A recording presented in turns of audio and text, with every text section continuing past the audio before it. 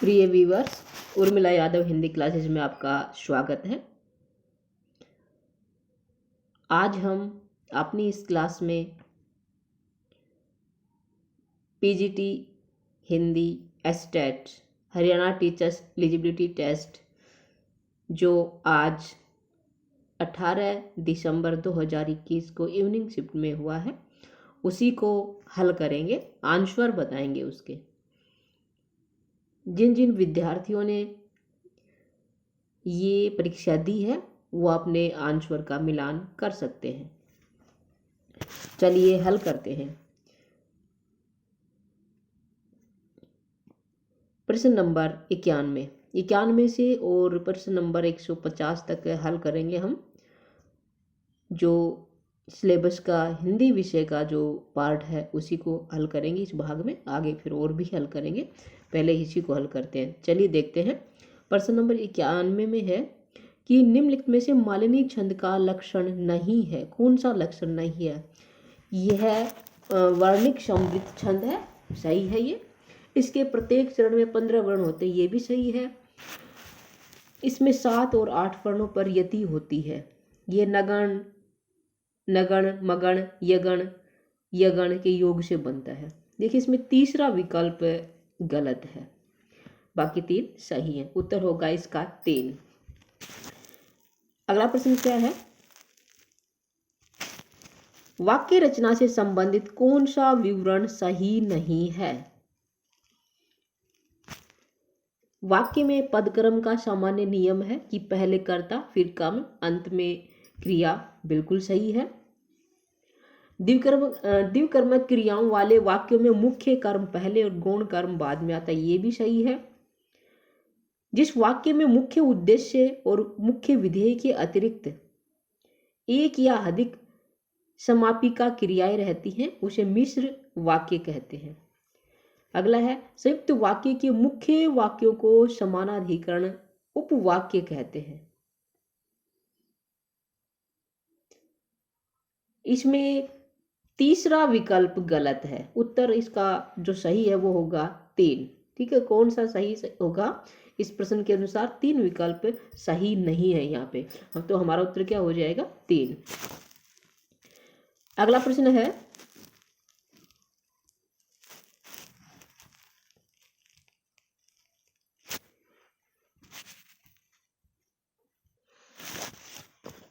कौन सा कथन असंगत है? अभिधा को आचार्यों ने शब्द की प्रथमा शक्ति का है।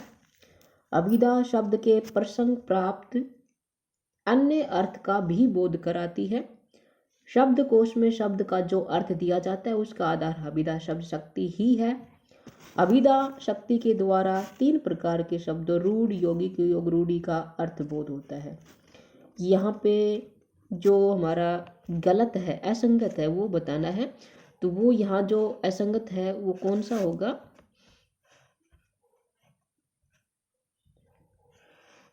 जो विकल्प 2 नंबर है गलत है। अभिधा शब्द शक्ति प्रसंग प्राप्त अन्य अर्थ का बोध नहीं कराती। ठीक है, अगला देखते हैं।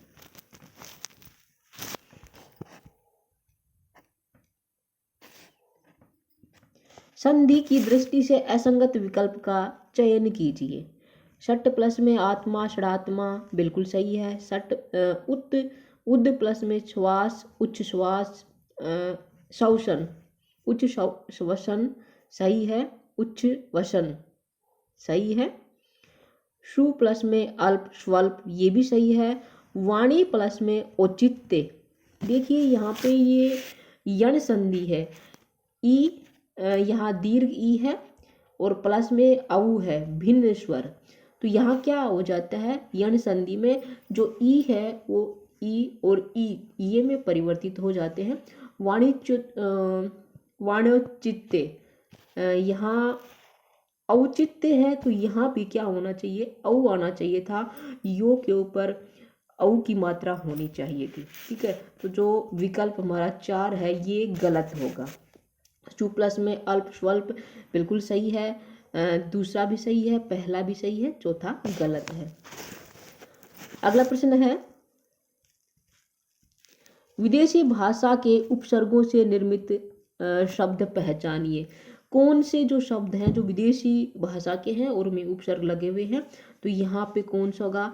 कापत, कुसंग, ओतार, दुबला, कुलक्षणी, निराकार, दरअसल, बेचारा। यहाँ 4 जो विकल्प है ये सही है। दरअसल, बेचारा ये विदेशी भाषा के शब्द हैं।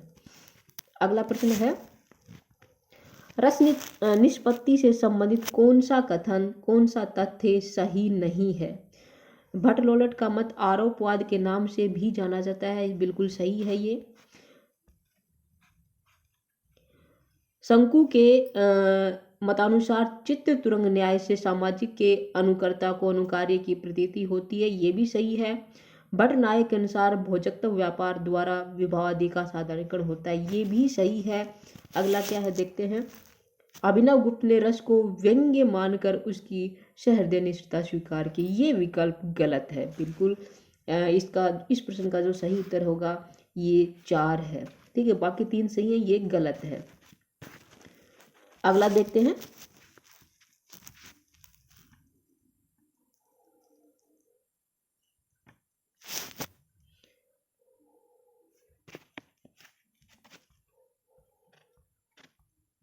प्रश्न नंबर 97।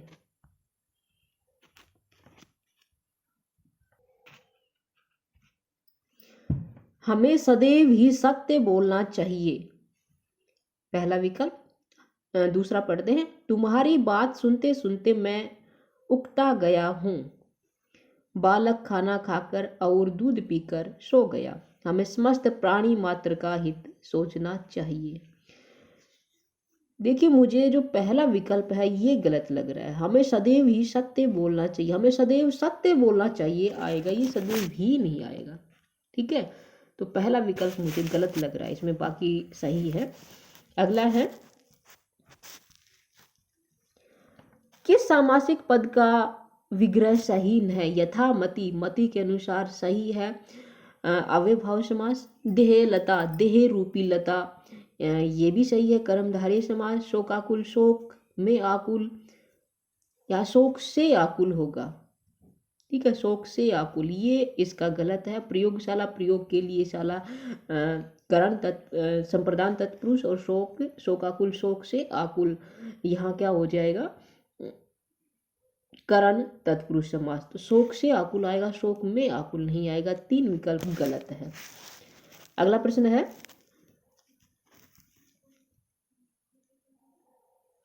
या अनुरागी चित्त की गति समझे नहीं कोई, जो जो बूढ़े श्याम रंग त्यों त्यों उज्जवल होए। उपयुक्त दोहे में अलंकार कौन सा है?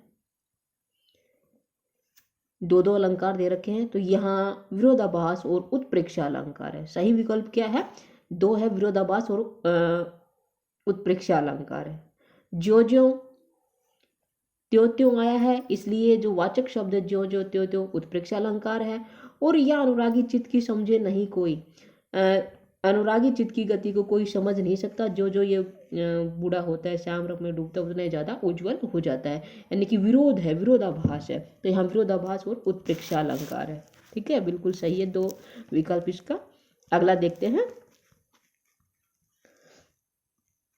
कि शब्द का संधि विच्छेद सही नहीं है। सरासन, सर प्लस में आसन, बिल्कुल सही है। प्रियंक, परि प्लस में अंक, ये भी सही है। सदा से, सत्य प्लस में आसे, ये भी सही है। घटा टोप, घटा प्लस में आटोप, ये गलत है। ठीक है, 4 विकल्प इसका गलत है। अगला देखते हैं क्या है।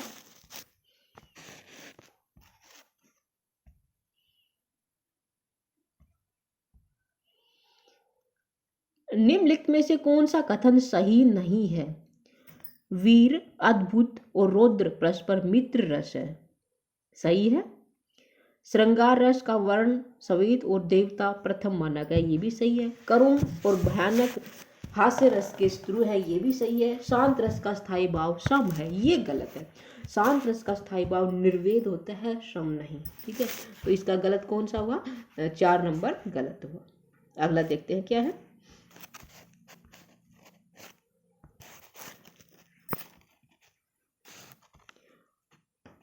निम्नलिखित शब्दों की शुद्धता पर विचार कीजिए। शब्द है अन्योनाश्रित, सनद, प्रभुता, पदोन्नति, पर्यवसान।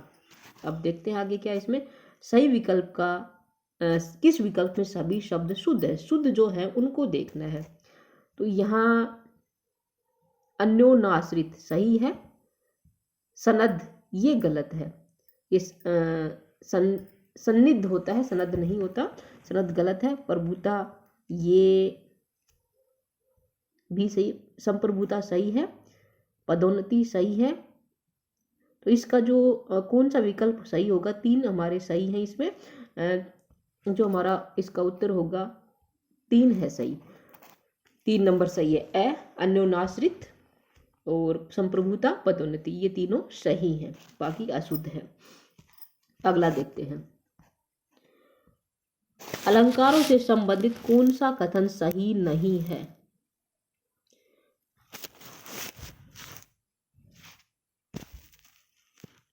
अर्थ साम्य यमक का आवश्यक तत्व है, इसलिए समानार्थक शब्दों की आवृत्ति में यमक अलंकार होता है, बिल्कुल सही है। उपमेय में उपमान का संशय होने के कारण संदेह अलंकार में सत्यासत्य का निश्चय नहीं होता, ये भी सही है। अनेकार्थवाची शब्दों द्वारा अनेक अर्थों के अभिधान में श्लेष अलंकार होता है, ये भी सही है। अपहनुति अलंकार में वास्तविक उपमेय तथ्यों को छिपाकर अवास्तविक उपमान तथ्यों की स्थापना होती है, ये गलत है, 4 नंबर गलत है, ये व्यतिरेक अलंकार में होता है। अगला है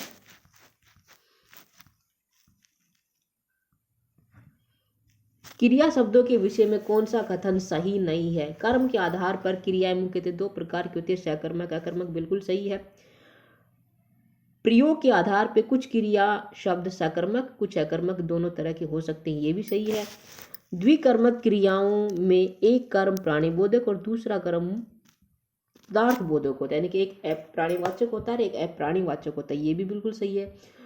सभी प्रेरणार्थक क्रियाएं अकर्मक होती हैं, ये गलत है। अकर्मक भी हो सकती है, सकर्मक भी हो सकती है, ये विकल्प गलत है यहाँ पे। अगला प्रश्न है अधिसूचना के आधार पर असंगत कथन है। इसमें विविध सरकारी नियमों, आदेशों आदि की घोषणा होती है, बिल्कुल सही है। प्रेषक के स्थान पर उत्तम पुरुष एक वचन का प्रयोग होता है, ये भी सही है। इसका संबंध सर्वसाधारण से या संबंधित व्यक्तियों से होता है, इसे राजपत्र में प्रकाशित किया जाता है। देखिए जो अधिसूचना है इसका संबंध सर्वसाधारण या संबंधित व्यक्तियों से होता है।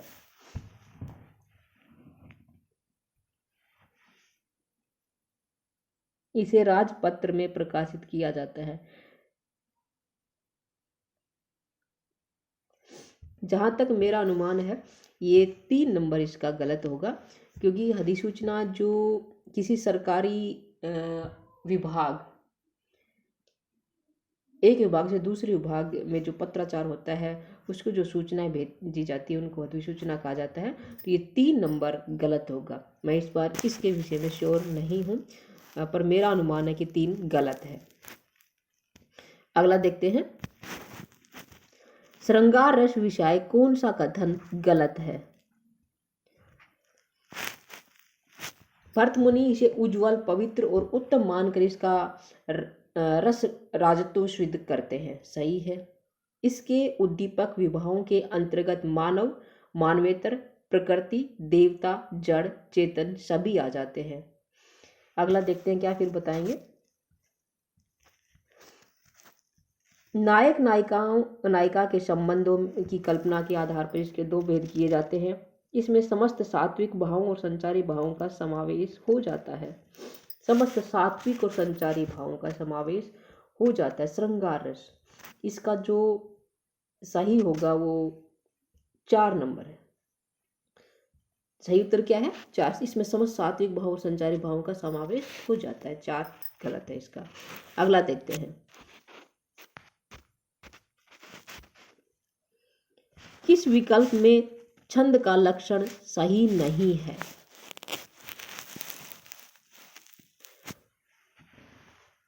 द्रुत विलंबित वर्णिक समृद्ध छंद है जो नगण, दो भगण और रगण के योग से बनता है, सही है। वंशस्थ वर्णिक समृद्ध छंद है जो जगण, तगण, जगण और रगण के योग से बनता है, ये भी सही है।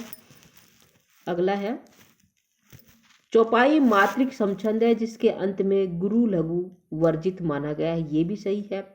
सोरठा मात्रिक अर्ध समछंद है जिसमें समचरण तुकांत होते हैं, यहाँ ये विकल्प गलत है। इसमें वैसे तो ये सही है लेकिन यहाँ जो समचरण तुकांत होते हैं ये गलत है, विषम चरण तुकांत होते हैं। विषम चरण क्या होते हैं? तुकांत होते हैं। तो कौन सा विकल्प हमारा गलत हो जाएगा? 4 नंबर। ठीक है, अगला देखते हैं। काव्य हेतु विषय कौन सी विचार सरणी सही नहीं है? काव्य के मुख्य 3 हेतु माने गए हैं, प्रतिभा, व्युत्पत्ति और अभ्यास, सही है। कवि की नवोन्मेष शालिनी बुद्धि को प्रतिभा कहते हैं, ये भी सही है। ममट शक्ति यानी कि प्रतिभा, निपुणता और अभ्यास तीनों को सम्मिलित रूप से काव्य का हेतु मानते हैं, ये भी सही है। और भामा के अनुसार प्रतिभा काव्य का अनिवार्य हेतु नहीं है, प्रतिभा के अभाव में भी अध्ययन और अभ्यास के द्वारा काव्य रचना संभव है, ये विकल्प गलत है।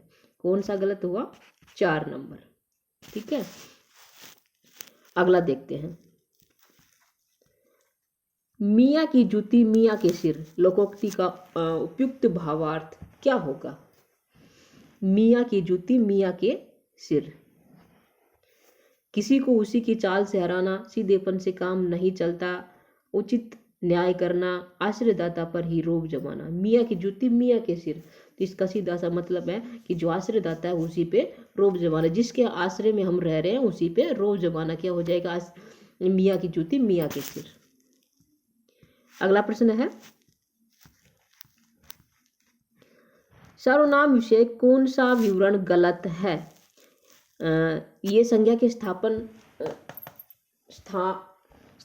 होते हैं, यानी कि संज्ञा के स्थान पर प्रयोग होते हैं, सही है। ये निश्चय, यह जो शब्द है निश्चयवाचक और पुरुषवाचक सर्वनाम, बिल्कुल सही है। कोई अनिश्चयवाचक सर्वनाम, ये भी सही है। आप केवल आदर्शार्थ प्रयुक्त होते हैं, ये गलत है। जो आप शब्द निजवाचक सर्वनाम होता है, ठीक है। तो यहाँ 4 नंबर गलत होगा। अगला है,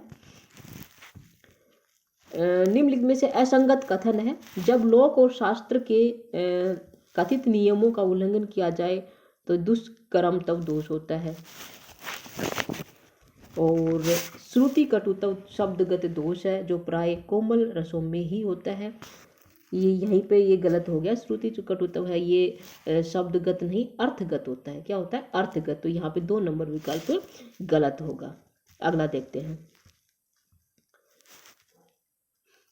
ओजह कांतिमती गौड़िया गौड़ी रीति के विषय में यह स्थापना किस आचार्य की है? भामा, वामन, दंडी, रुद्रट। ये गौड़ी रीति के संदर्भ में विषय में ये जो स्थापना आचार्य भामा की है। 1 नंबर सही है। अगला क्या है?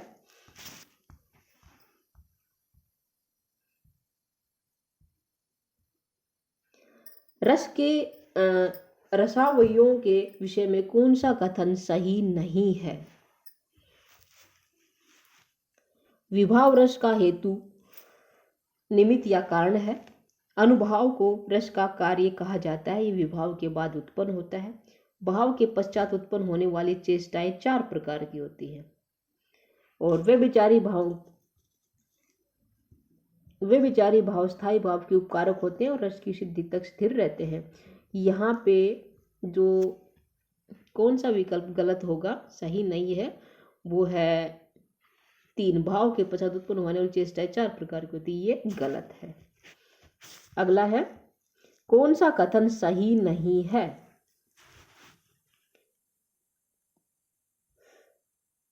सभी विद्वानों ने क्रिया विशेषणों के 2 ही भेद माने, रीतिवाचक और कालवाचक। सभी विद्वानों ने नहीं माने, ये गलत है। 2 नहीं है, 4 है। 2 नहीं माने, कितने माने? 4 माने। तो यही हमारा गलत हो जाएगा। आगे फिर जो भी होंगे सही होंगे। ठीक है, आगे देखते हैं। जातिवाचक संज्ञा से रहित वाक्य है, यानी कि वो बताना है जिस वाक्य में जातिवाचक संज्ञा नहीं है। हमें बुराइयों से बचना चाहिए। बुराइयों, बुराई जो शब्द है यहाँ पे क्या है, जातिवाचक है, बुराइयों हो रहा है, ठीक है। पर्वतीय छटा दर्शनीय होती है, पर्वतीय छटा दर्शनीय होती है। यहाँ एक पर्वत की बात नहीं है, बहुत सारे पर्वतों की बात है, यानी कि सभी पर्वतों की जो छटा होती है वो दर्शनीय होती है। तो ये भी क्या है, जातिवाचक है। ये वह कलयुग का दुर्योधन है। जो दुर्योधन, इस वाक्य में जो दुर्योधन शब्द है वो व्यक्तिवाचक है, ठीक है। लेकिन यह व्यक्तिवाचक संज्ञा का प्रयोग जातिवाचक के रूप में हुआ है, यानी कि जो वह कलयुग का दुर्योधन है, यानी कि दुर्योधन जो व्यक्तिवाचक संज्ञा है उसको क्या बना दिया, जातिवाचक संज्ञा बना दिया, यानी कि दुर्योधन जैसे जो भी व्यक्ति है वो कलयुग के दुर्योधन है। तो यहाँ दुर्योधन व्यक्तिवाचक होते हुए भी यहाँ जातिवाचक संज्ञा का काम कर रहा है, ठीक है। यशोदा हमारे घर की सरस्वती है। यहाँ पे यशोदा, यशोदा शब्द है वो क्या है, किसी एक का नाम है, और नाम वाले शब्द क्या कहलाते हैं, व्यक्तिवाचक संज्ञा, ठीक है। तो जहाँ यहाँ पे व्यक्तिवाचक संज्ञा है, कौन सा विकल्प गलत होगा, डी। व्यक्ति जातिवाचक संज्ञा रहित शब्द कौन सा हो गया, 4, ठीक है, ये सही है। अगला देखते हैं।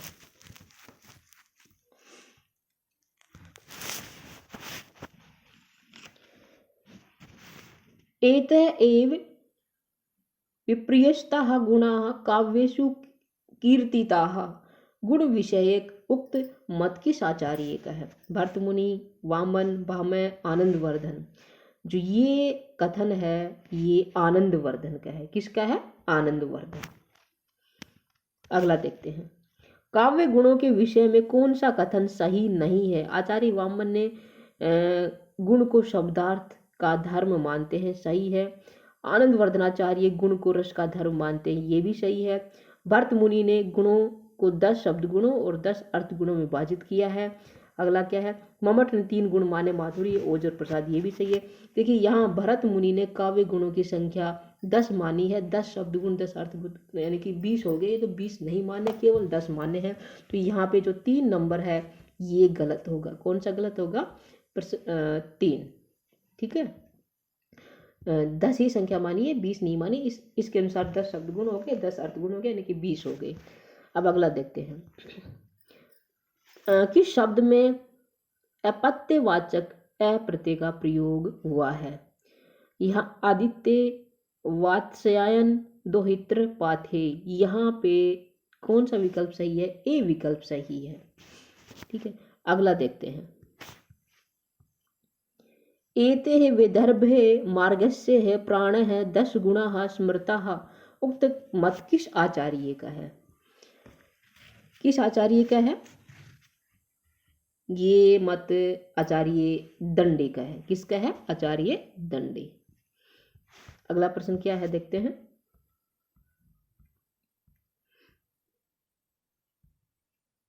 निम्नलिखित में से विशेषण युक्त वाक्य कौन सा है, विशेषण बताना है। मोहन अनेक कलाओं में पारंगत है, हमें बुराई से बचना चाहिए। बच्चों की सफलता से माता पिता को प्रसन्नता होती है, वह बिना बताए अचानक चला गया। देखिए मोहन अनेक कलाओं में पारंगत है, या मोहन की विशेषता क्या है कि वो अनेक कलाओं में पारंगत है। तो या मोहन की विशेषता बताने वाले शब्द कौन है, अनेक कलाओं में। तो यहाँ कौन सा हो गया, विशेषण युक्त शब्द है एक। अनेक, मोहन अनेक कलाओं में पारंगत है। क्या विकल्प, प्रश्न एक विकल्प जो है वो सही है। अगला है, विकल्प द्वारा निम्नलिखित रचनाओं और उनके रचनाकारों को सुमेलित करें। रचनाएं हैं पहाड़ पर लालटेन, ये मंगलेश डबराल की, बिल्कुल सही है। कल सुनना मुझे, ये सुदामा पांडे धूमिल की, बिल्कुल सही है ये भी। खूटियों पर टंगे लोग, सर्वेश्वर दयाल सक्सेना, ये भी सही है। चुका भी नहीं हूं मैं, शमशेर बहादुर सिंह, ये भी बिल्कुल सही है। जिसने भी मेरे पास ये प्रश्न पत्र भेजा है उसने ये सही कर रखा है। अगला देखते हैं।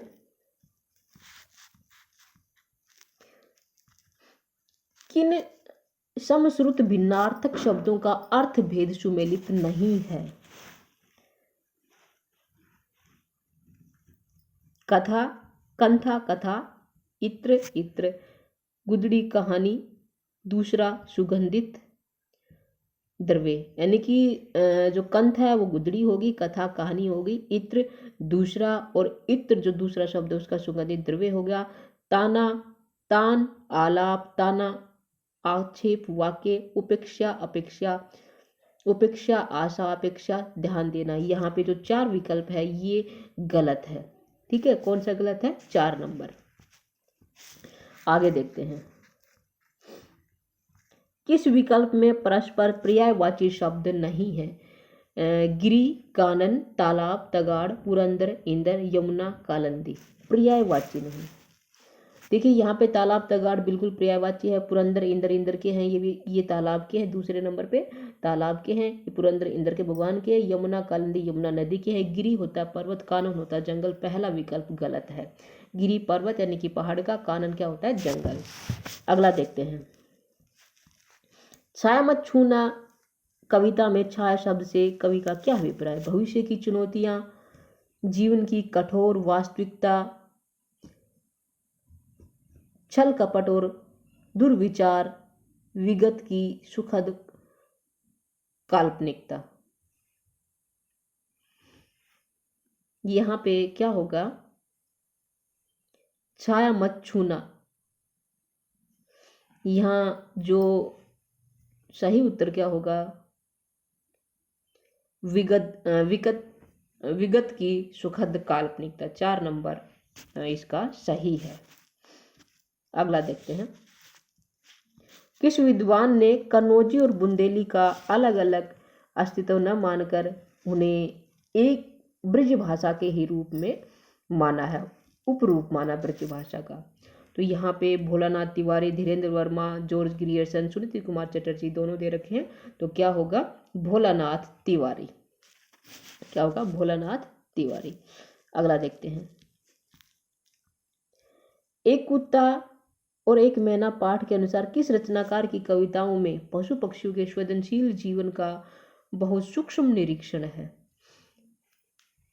एक कुत्ता और एक मैना जो पाठ है हजारी प्रसाद द्विवेदी जी का है, और हमें बताना है कि इसके अनुसार किस रचनाकार की कविताओं में पशु पक्षियों के संवेदनशील जीवन का सूक्ष्म निरीक्षण है। तो ये क्या होगा? महादेवी वर्मा। महादेवी वर्मा जी ने पशु पक्षियों का सूक्ष्म निरीक्षण किया है, उनकी रचनाओं में सूक्ष्म निरीक्षण है।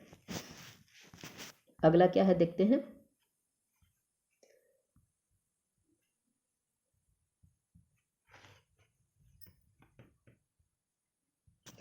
निम्न में से कौन सा तत्व संत काव्य धारा में परिलक्षित नहीं होता? नाम जप को साधना का मूलाधार मानना बिल्कुल सही है।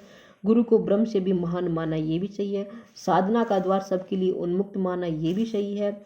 और वैष्णवों की नवधा भक्ति की परंपरा समर्थित रूप का समर्थन करना, ये गलत है। ये इसका क्या हो जाएगा? 4 नंबर गलत है। ठीक है, अगला देखते हैं क्या है,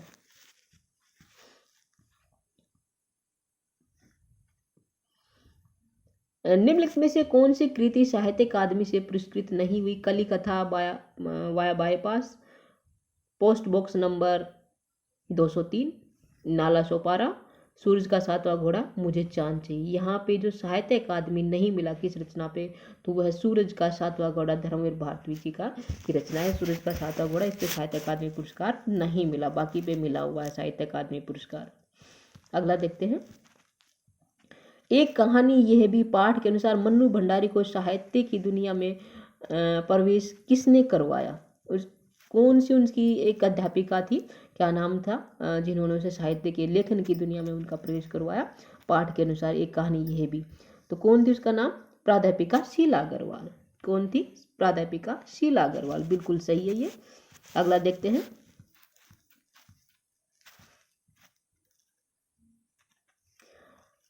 जबकि प्रत्येक देश का साहित्य वहाँ की जनता की चित्तवृत्ति का संचित प्रतिबिंब होता है, तब यह निश्चित है कि जनता की चित्तवृत्ति के परिवर्तन के साथ साथ साहित्य के स्वरूप में भी परिवर्तन होता चला आता है। उक्त विचार किसका है? और ये विचार है आचार्य रामचंद्र शुक्ल का। साहित्य जनता की चित्तवृत्ति का प्रतिबिंब है, आचार्य रामचंद्र शुक्ल। अगला प्रश्न देखते हैं, कहानी और कहानीकार से संबंधित कौन सा विकल्प सुमेलित है? कौन सा सही है, यानी कि मिलान करना है? देखते हैं। 11 वर्ष का समय, 11 वर्ष का समय जो कहानी है ये आचार्य रामचंद्र शुक्ल की है। बड़े भाई साहब मुंशी प्रेमचंद जी की कहानी है। फेंस के इधर उधर ज्ञान रंजन जी की कहानी, यही सच है मन्नू भंडारी। ये विकल्प सही है इसका। ठीक है, कौन सा विकल्प उत्तर सही होगा आप मिलान कर लीजिएगा अपना। अगला देखते हैं क्या है। संतो देखत जग बोराना, टोपी पहरे माला पहरे, छाप तिलक अनुमाना। कबीर के उक्त पद का केंद्रीय भाव क्या है? या संसार की असारता, योग साधना की जटिलता, धर्म ग्रंथों की उपाय देता, बाह्य आडंबरों की निरर्थकता। यहाँ क्या होगा? बाह्य आडंबरों की निरर्थकता। बाह्य आडंबरों का व्यर्थ है, यहाँ पे निरर्थक है। ठीक है, अगला देखते हैं। अतीत में दबे पाव पाठ के अनुसार निम्न में से कौन सी विशेषता मोहनजोदड़ो शहर की विशेषताओं से सुमेलित नहीं है? ये छोटे मोटे कृत्रिम टीलों पर नियोजित ढंग से बसा था। यहाँ सड़कें और गलियों का पूर्ण विस्तार था। जल निकास के लिए शहर भर में नालियों का विस्तार था। घरों के दरवाजे मुख्य सड़क पर खुलते थे। देखिए यहाँ पे जो 2 नंबर विकल्प बिल्कुल सही है। सड़कें और गलियों का पूर्ण विस्तार था। जल निकास के लिए शहर के बाहर नालियों का विस्तार था। घर के दरवाजे मुख्य सड़क पर खुलते थे, बिल्कुल सही है। यहाँ पे पहला विकल्प गलत है। हमारा उत्तर क्या हो जाएगा? पहला ही हमारा उत्तर सही होगा इस प्रश्न के अनुसार, यानी कि ये छोटे मोटे कृत्रिम टीलों पर नियोजित ढंग से बसा हुआ नहीं था। अगला देखते हैं। आलो अंधारी नामक आत्मकथा कथांश किसकी रचना है? ये रचना बेबी हालदार की है। किसकी? आलो अंधारी किसकी है? बेबी हालदार। कौन है इसकी? बेबी हालदार लेखिका है। अगला प्रश्न है, इनमें से कवियों की संख्या की अपेक्षा कवियों के महत्व पर अधिक ध्यान दिया गया। काव्य धाराओं का विवेचन जैसा इस इतिहास में वैसा अन्यत्र नहीं। शुक्ल जी के हिंदी साहित्य के इतिहास के संबंध में उक्त कथन किसका है? ये कथन किसका है हमें ये बताना है। देखते हैं किसका? बाबू श्याम सुंदर दास, डॉक्टर बच्चन सिंह, डॉक्टर राम कुमार वर्मा और गणपति चंद्र गुप्त। इसमें कवियों की संख्या की अपेक्षा कवियों के महत्व पर अधिक ध्यान दिया गया है। काव्य धाराओं का विवेचन जैसा इस इतिहास में अन्यतर वैसा इतिहास में है वैसा अन्यतर नहीं। शुक्ल जी के साहित्य इतिहास का के संबंध में ये कथन डॉक्टर राम कुमार वर्मा के किसका है? डॉक्टर राम कुमार वर्मा। अगला है, असंगत कथन कौन सा ये बताना है। हिंदी की रीति शास्त्र का आधार संस्कृत काव्य शास्त्र है। हिंदी कवियों में अलंकार, रस और ध्वनि के ही लक्षण और उदाहरण देने का सामान्यतः प्रयत्न देखने को मिलता है। केशव का काव्य प्रवृत्ति की दृष्टि से तो रीतिकाल में आता है, किंतु कालक्रम की दृष्टि से नहीं। देव रीतिकाल के प्रमुख अलंकारवादी आचार्य है। यही विकल्प गलत है। अलंकारवादी आचार्य देव है, अलंकारवादी नहीं है देव। अगला है,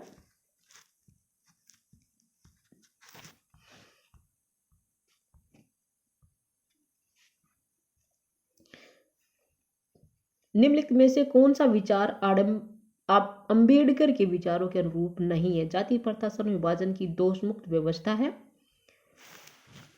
नागरिकों को समान अवसर और समान व्यवहार उपलब्ध कराकर समता स्थापित की जा सकती है। मनुष्य को शक्ति के समक्ष और प्रभावशाली प्रयोग को भी स्वतंत्रता होनी चाहिए। भाईचारे का ही दूसरा नाम लोकतंत्र है। जहाँ तक मेरा अनुमान है इसमें 4 नंबर गलत है। जाति प्रथा और श्रम विभाजन इस पाठ के आधार पर जो 4 नंबर है ये गलत है। अगला देखते हैं, कौन सा कथन सही नहीं है? भीषलदेव रासो का अंगिरस वीर रस है। मुनि जिन विजय ने भरतेश्वर बाहुबली रास को जैन साहित्य की रास परंपरा का प्रथम ग्रंथ माना है। राम सिंह त्रितपाहुड़ा दोहा में इंद्रिय सुख की निंदा और त्याग, आत्मज्ञान तथा आत्मानुभूति को महत्व दिया गया है। राहुल सांस्कृत्यायन सरप्पा को हिंदी का प्रथम कवि मानते हैं। यहाँ पे क्या होगा? भीषल देव रासो का अंगिरस वीर रस है। यहाँ अंगिरस वीर नहीं श्रृंगार रस है। पहला विकल्प गलत है, वीर रस नहीं, यहाँ पे श्रृंगार रस आएगा। ठीक है, अगला देखते हैं, कौन सा वाक्यांश और तत्संबंधी शब्द असंगत है? समूह या झुंड से निकलना या निकला हुआ यूथ भ्रष्ट। बोलने में संकोच न करने वाला वाक चतुर, मजाक उड़ाने वाली हंसी उपहास, वह विजित देश जिसमें विजेता देश को के लोग आकर रहने लगे उपनिवेश। यहाँ पे पहला विकल्प गलत होगा, ये यूथ भ्रष्ट नहीं पथ भ्रष्ट होगा, पहला विकल्प गलत है। ठीक है, अगला देखते हैं।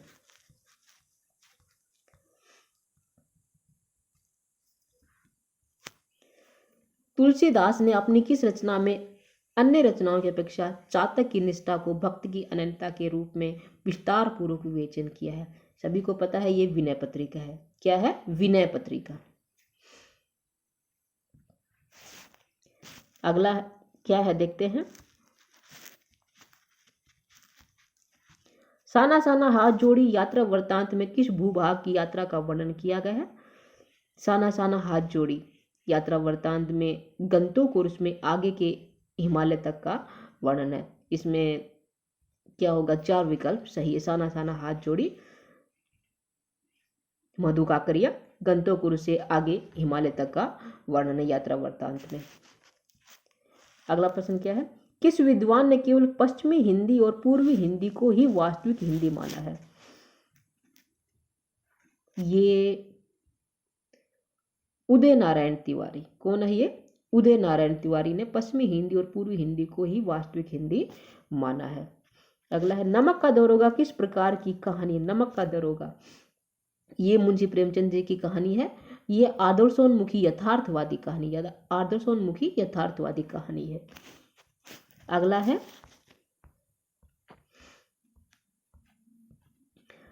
विलोम शब्द बताना है। विरल, सघन, संलिप्त, निर्लिप्त, अनिमेष, निर्निमेष, निषिद्ध, विहित।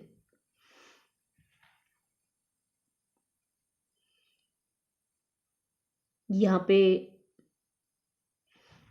जो अनिमेष निर्निमेष ये विलोम नहीं, एक दूसरे के समानार्थी पर्यायवाची है। 3 विकल्प गलत लग रहा है मुझे, बाकी सभी विलोम है।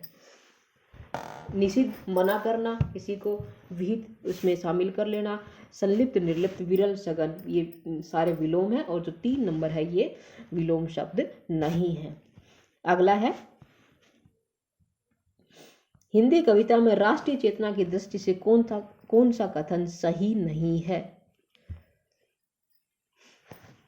आश्रयदाता की स्तुति में रचित आदिकालीन वीर गाथात्मक काव्य राष्ट्रीय कविता का संकुचित व विकृत रूप है। दूसरा क्या देखते हैं? भूषण की राष्ट्रीय भावना में अखंड भारत के निर्माण का स्वर प्रमुख है। द्वितीय युग की कवियों में राष्ट्रीय भावना आदर्शवादी और उनमें सुधार की प्रवृत्ति है। छायावादी कवि में अपनी देशभक्ति को एक सांस्कृतिक आवरण से मंडित किया है। तो यहाँ मुझे 2 नंबर गलत लग रहा है, 2 ही नंबर गलत है यहाँ पे।